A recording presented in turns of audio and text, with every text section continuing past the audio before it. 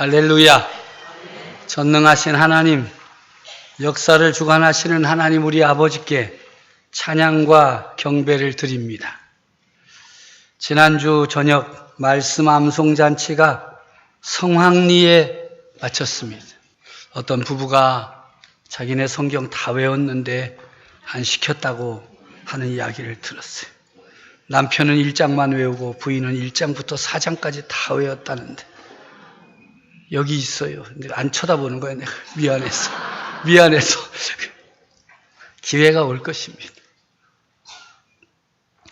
참여한 모든 구역과 성도들 심령에 말씀의 능력과 감동이 넘쳐나기를 우리 주님의 이름으로 축복합니다. 무더운 폭염과 장마로 인한 또 무더움, 그리고 일본 아베 정부가 계속적으로 우리나라를 향한 무례와 오만으로 경제전쟁을 벌이는 가운데서도 불평과 원망보다 기쁨과 감사의 삶을 선택하며 살 수 있도록 큰 은혜를 베푸시는 하나님 우리 아버지께 찬양과 경배를 올려드립니다. 백성들이 나름대로 그 길의 삶을 살아가고 있습니다. 크게 분노하기보다 실제적인 삶의 자리에서 조용히 일본 제품을 불매운동을 실천하고 있는 모습이 아름답습니다. 그러다 말 것이라는 일본 사람들이 오만한 예상과는 달리 점점 더 구체적으로 실현되고 있습니다. 나라와 민족을 섬기는 우리 그리스도인들이 이러한 그 길의 삶을 실천하는 일에 앞장서야겠습니다. 드러내지 않으면서도 세밀하게 일본에 맞서야 하겠습니다. 나와 다르다고 비난해서는 또한 안 될 것입니다. 적을 앞에 두고 내분을 일으키는 어리석음에 빠져서는 안 되기 때문입니다. 아직도 우리 가운데는 일본이 없으면 안 된다, 일본과 싸우면 안 된다, 일본과 싸우면 더 큰일 나니 협상하라, 잘못했다고 고개를 숙이라는 이들 때문에 가슴이 답답하지만 우리 그리스도인들은 이번 일본과 벌이는 이 경제전쟁이 그 길의 기회가 될 수 있도록 하나님 앞에 머리를 숙이고 기도하며 간구하여야 하겠습니다. 더욱더 힘써 기도해야 합니다. 우리는 연약합니다. 모자랍니다. 부족합니다. 그러나 우리에게는 공의와 정의 편에 서 계시는 하나님이 계십니다. 전능하신 하나님 우리 아버지께서 우리의 기도와 간구를 들으시고 응답하실 것을 믿기에 성도들은 더욱더 이 나라와 민족을 위해 힘써 기도하시기를 간절히 바랍니다. 사랑하고 존경하는 성도 여러분, 지난 한 주간 잘 지내셨습니까? 평안하셨습니까? 우리 교역자들이 계속 전화해가지고 참석할 거냐 말 거냐, 밥은 먹을 거냐, 잠은 잘 거냐 말 거냐, 시달림을 받느라 혹시 우리 주님의 평안을 잃어버리지는 않으셨습니까? 327명, 407명, 오늘 현재 459명. 계속해서 전교인 수련회 참석 인원이 늘어나고 있습니다. 다음 주일까지는 500여 명의 성도들이 신청할 것을 예상하고 있습니다. 저는 예상하고 일은 우리 부교육자들이 하고 역사는 하나님이 하시고 전교인 수련회를 위한 준비와 진행을 담당하고 있는 실행위원들이 열심을 품고 열정적으로 준비하고 있습니다. 은혜로운 수련회가 될 줄로 믿습니다. 성도 여러분, 우리 전교인 수련회를 위해서 열정을 품고 기도하시기를 바랍니다. 올해 못 가면 내년에 가면 되지. 분명히 말씀드리거나 내년에는 안 합니다. 기회를 놓치지 마십시오. 특별히 말씀을 선포하실 강사들과 참석하는 성도들, 그리고 다음 세대들을 위하여 기도해 주시기를 바랍니다.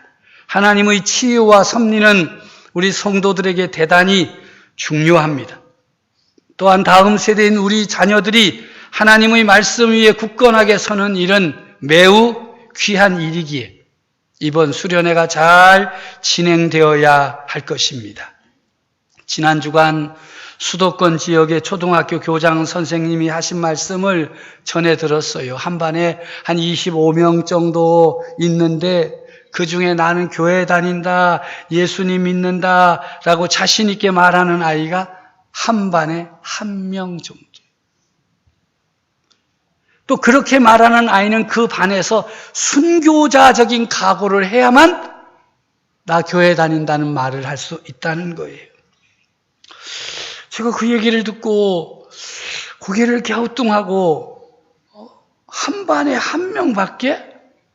이거 정말 심각한데? 아니, 애들이 무슨 또 교회 다닌다는 이야기를 순교자적인 각오를 가지고 해야 돼? 그 동네 참 이상하네? 생각하고 돌아왔어요. 그래서 이제 우리 직원들 모이는 아침 경건회 시간에 제가 물어봤어요. 우리는 어때야? 그랬더니 똑같아요. 난 대답이 우리는 안 그래요. 우리는 뭐 많아요. 이럴 줄 알았는데 똑같대요. 그 옆에 중고등학교 학부형이 그러더라고요. 나 교회 다닌다 그러면 친구들이 야, 너 미쳤냐? 너 미쳤냐? 그런 데를 왜 다녀? 그래서 아무 소리 못하고 지낸다. 막 무시한다는 거예요. 교회 다닌다고 무시한다는 거예요. 아니, 우리는 다 교회에 왔는데 애들이 교회 다닌다고 무시를 한다네. 숨도 안 쉬는 거 보니까 택도 없는 소리 하고 있다 이런 소리 하고 생각하시는 것 같은데 현실이 그렇습니다. 한 반에 하나. 그것도 순교자의 정신을 따르지 않으면 안 된다. 그래서 1명인 아이가 누군가 했더니 전도사 아들이고 목사 아들이에요. 이런 상황 속에 있는 우리 아이들은 안전한가? 숨어 있지는 않는가? 부모님들은 아이들에게 어떻게 하라고 가르치고 있을까? 혹시 여러분들도 여러분 초등학생이나 중고등학생들에게 야, 학교 가서는 절대 교회 다니는 표 내면 안 된다. 예수 믿는다고 말하면 안 된다. 너 따돌림 당하고 무시당하니까 절대 그런 소리 하지 마라. 그렇게 가르치는지 아니면 예수 믿음을 당당하게 말하라고 가르치는지 아니면 아예 관심도 없는지 이번 전교인 수련회 기간 동안 우리의 다음 세대가 확실하고 분명한 믿음을 심어주는 그런 은혜의 기회, 말씀의 기회, 좋은 성경학교가 될 수 있도록 모두가 준비하고 또 하나님의 도우심을 구해야 하겠습니다. 사랑하는 성도 여러분, 여러분들은 왜 교회에 다니십니까? 오늘 제가 말씀의 제목을 좀 요상하게 잡았죠? 왜 교회에 다니십니까? 세상 사람들이 여러분에게 묻는 질문이잖아요. 여러분 왜 교회에 다니십니까? 이런 질문을 받으면 무엇이라고 여러분들은 대답할 준비가 되어 있습니까?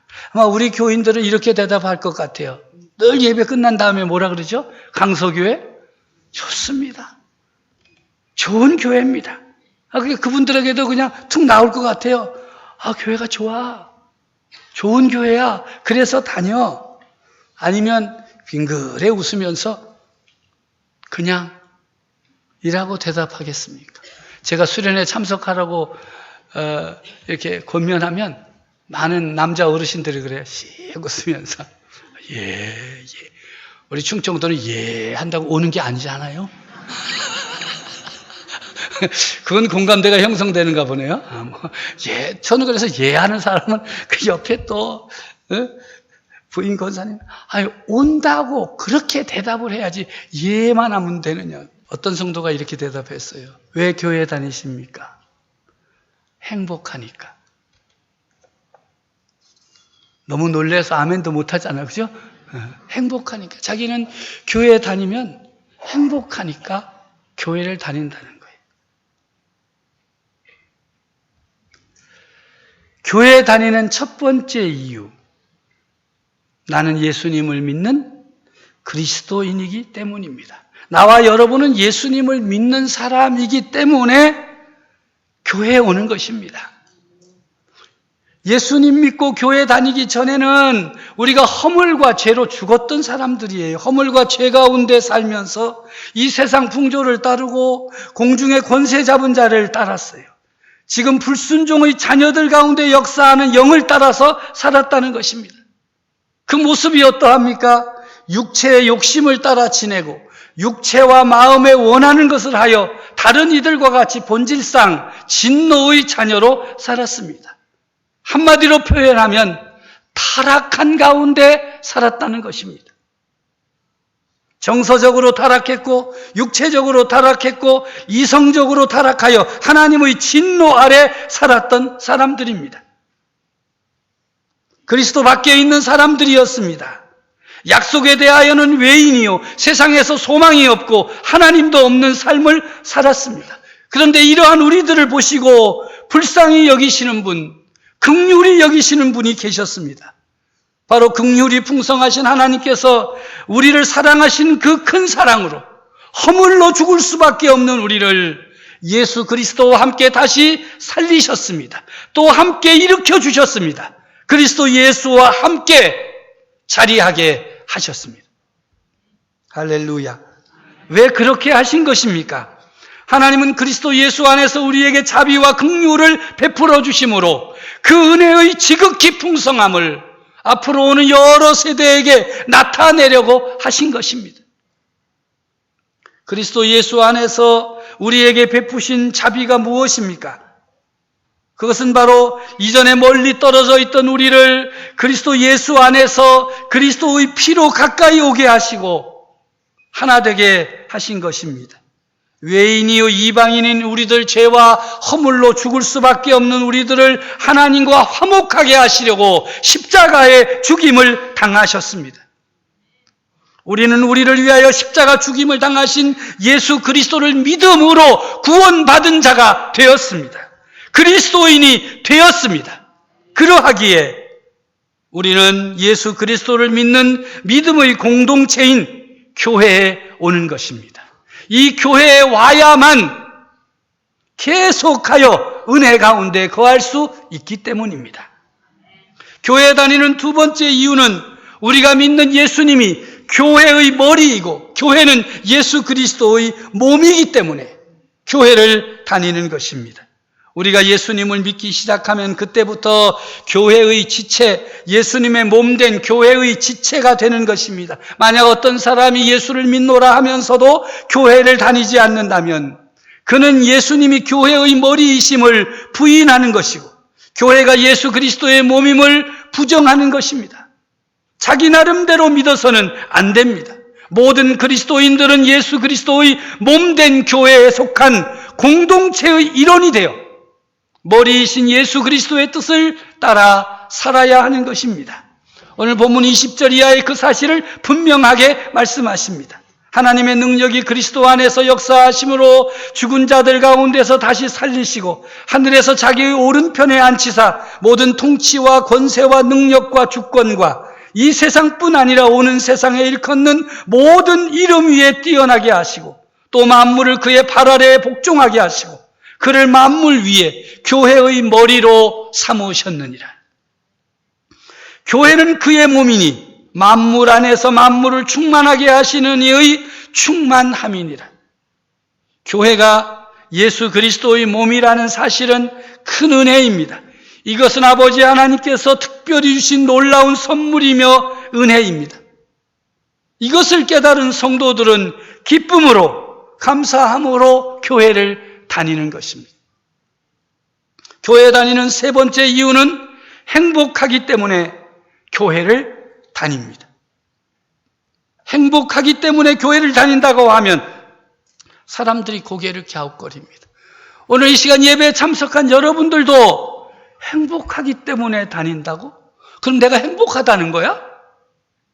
여러분 지금 행복하십니까? 다 안 하잖아.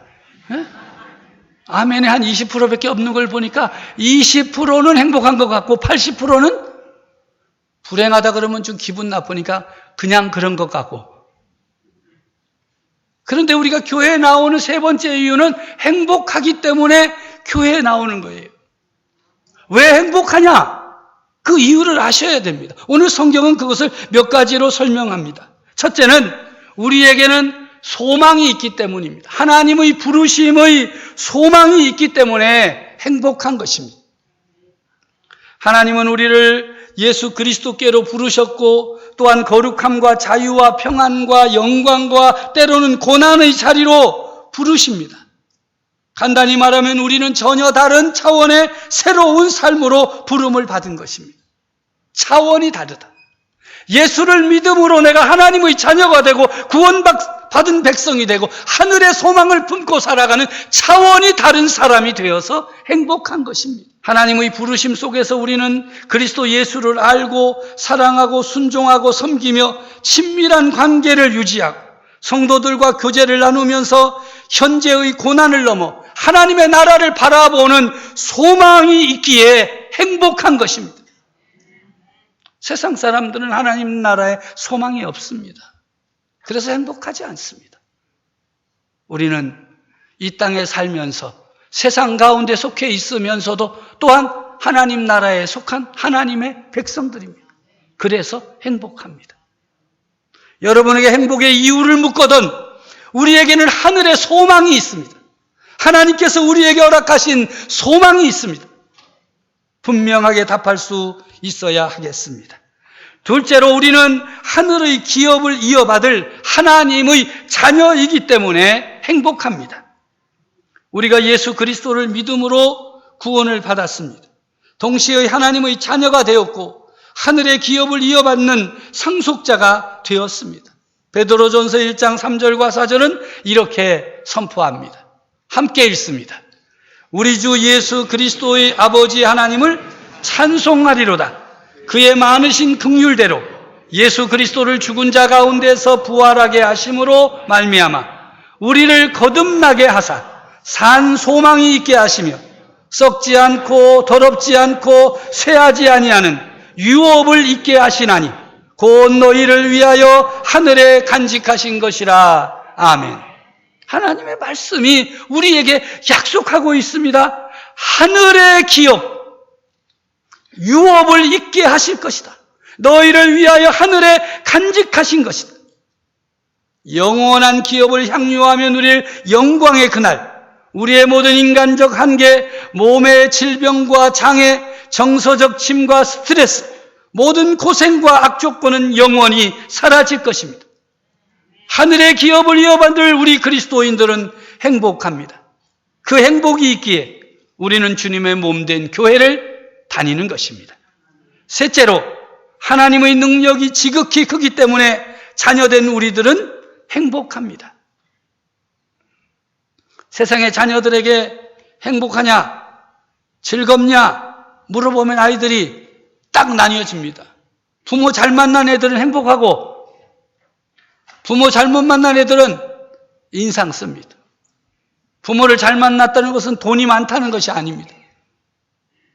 부모를 잘 만났다는 것은 능력이 있다는 것이고 부모를 잘 만났다는 것은 자기들을 사랑한다는 것입니다. 우리는 하나님을 아버지라 부르고 하나님의 자녀가 되었습니다. 그런데 그 하나님이 능력이 없으시면 우리는 정말 아무것도 아니지 않습니까? 그런데 오늘 성경은 하나님의 능력이 지극히 크다고 말씀하십니다. 하나님의 능력은 우리 힘으로 해낼 수 있는 일과는 전혀 차원이 다른 힘입니다. 이 능력은 죽은 자를 살립니다. 불신자를 믿음의 사람으로 바꾸어 놓습니다. 악한 자를 신실한 자로 만드는 지극히 큰 능력입니다. 세상은 도무지 따라할 수 없는 능력이 하나님께 있습니다. 이렇게 지극히 크신 능력의 하나님을 우리의 아버지로 믿고 따르니 행복하지 않을 수 없습니다. 하나님의 지극히 크신 능력은 그리스도를 죽은 자들 가운데에서 다시 살리심으로 나타났습니다. 하나님의 지극히 크신 능력은 그리스도를 자기의 오른편에 앉히심으로 나타났습니다. 또 하나님의 지극히 크신 능력은 만물을 그리스도 예수께 복종하게 하심으로 나타났습니다. 또한 하나님의 지극히 크신 능력은 그리스도 예수를 만물 위에 교회의 머리로 주심으로 나타났습니다. 우리에게는 무엇과도 비교할 수 없는 하나님의 능력이 필요합니다. 그런데 수많은 그리스도인들이 자신의 지혜와 통찰과 지식과 권력과 소유와 힘에 의지하여 살아가려고 합니다. 하나님은 성령님을 통해 우리들에게 능력을 주시려고 하시지만 거절하는 이들이 너무나도 많습니다. 종종 우리는 하나님의 능력이 필요 없을 정도로 자신이 성장했다는 착각에 빠지고 있습니다. 이 정도의 상황쯤이야 내 힘으로 해결할 수 있다고 생각합니다. 그러다가 일을 망가치고 나서야 이제 주님께로 돌아온다고 말합니다. 스스로 주님과 단절된 삶을 살아가는 사람들이 많습니다. 정말 그들의 생각이 옳은 것입니까? 우리의 경험과 기술과 소유와 능력과 훈련만으로 능력 있고 행복하게 살 수 있는 것입니까? 우리가 능력 있는 사람이라는 가장 큰 증거는 변화되고 있다는 것입니다. 자신이 하나님의 능력과 연결되어 있는지 알 수 있는 방법은 내가 변화되고 있는가 살펴보면 알 수 있습니다. 우리가 사는 세상에서도 힘은 결과를 낳습니다. 힘이 뻗치면 무언가 하게 되어 있어요. 무엇이든 운동과 발전과 성장을 보일 때 그곳에 에너지가 있고 기운이 있고 생명이 있음을 알 수 있습니다. 영적인 세계도 마찬가지입니다. 하나님의 능력이 임하면, 하나님의 능력과 연결되어 있으면 자신의 삶 속에 성령의 열매가 나타나고 삶의 변화가 일어나고 삶의 자세가 달라지고 삶의 목적이 새로워지게 되는 것입니다. 그때 우리는 하나님 역사하고 계심을 알게 되는 것입니다. 하나님의 능력은 우리 마음속에서 역사하여 우리를 변화시킵니다. 이 하나님의 능력은 우리의 연약함을 통하여 가장 잘 드러납니다. 자력으로 이룬 성공은 자신감을 부추기고 자신감은 교만을 낳고 교만의 끝은 패망입니다. 우리가 더 똑똑하거나 강하거나 운이 좋거나 재주가 뛰어나서 복을 받았다 하는 말은 거짓말입니다. 우리가 이 거짓말을 믿기 시작하면 우리는 하나님의 능력을 받을 수도 없고 하나님의 능력을 나타낼 수 있는 길도 완전히 놓치게 되는 것입니다. 우리의 삶 속에서 일하시는 하나님을 드러내줄 가장 좋은 자리는 역경이라는 자리입니다. 여러분 잘 아시는 대로 사도 바울에게도 육체의 가시가 있어 고생했습니다. 일평생 그것이 그를 괴롭히며 기력을 빼앗아 갔습니다. 하지만 그 가시 때문에 그는 하나님의 능력을 의지하지 않을 수 없었습니다. 철저하게 하나님을 의지하였습니다. 그 결과가 무엇입니까? 그는 자신의 연약함을 자랑하며 살았습니다. 질그릇처럼 깨지고 금이 간 자신의 삶을 통해 하나님의 영광이 찬란하게 빛난다는 사실을 알았기 때문입니다. 우리 그리스도인들이 하나님의 능력에 접속하려면 자신의 연약함을 인정해야 합니다. 그래야만 하나님의 능력이 막힘없이 우리를 통해 흐를 수 있습니다. 우리가 믿음과 사랑으로 행하는 그리스도인, 정말 행복한 그리스도인으로 살아가려면 그 누구도 아닌 하나님으로부터 힘과 능력을 공급받아야 하는 것입니다. 유명한 부흥사였던 스펄전 목사는 이렇게 설교했습니다. 사랑하는 형제 자매 여러분, 여러분들은 절대로 주님께 자신을 강하게 해달라고 구하지 마십시오. 대단한 존재가 되게 해달라고도 구하지 마십시오. 아무것도 아닌 존재로 자족하십시오. 자신의 삶 속에 하나님의 능력이 들어설 여지가 있게 해달라고 구하십시오. 그리하여 아무것도 아닌 존재를 통해 하나님이 어떤 역사를 하실 수 있는지 당신 곁에 오는 모든 사람들이 보게 해달라고 간구하십시오. 하나님을 영화롭게 하려는 열망, 오직 그 열망을 품고 살아가시기를 바랍니다. 왜 교회에 나오십니까? 무엇이라고 여러분들은 대답하며 사시겠습니까? 오늘의 말씀에 의지해서 여러분 모두가 내가 왜 교회에 나오는지, 내게 있는 행복의 이유가 무엇인지를 당당하게 외치며 선포함으로 하나님의 영광을 드러내는 성도들이 되어지기를 우리 주님의 이름으로 축복합니다.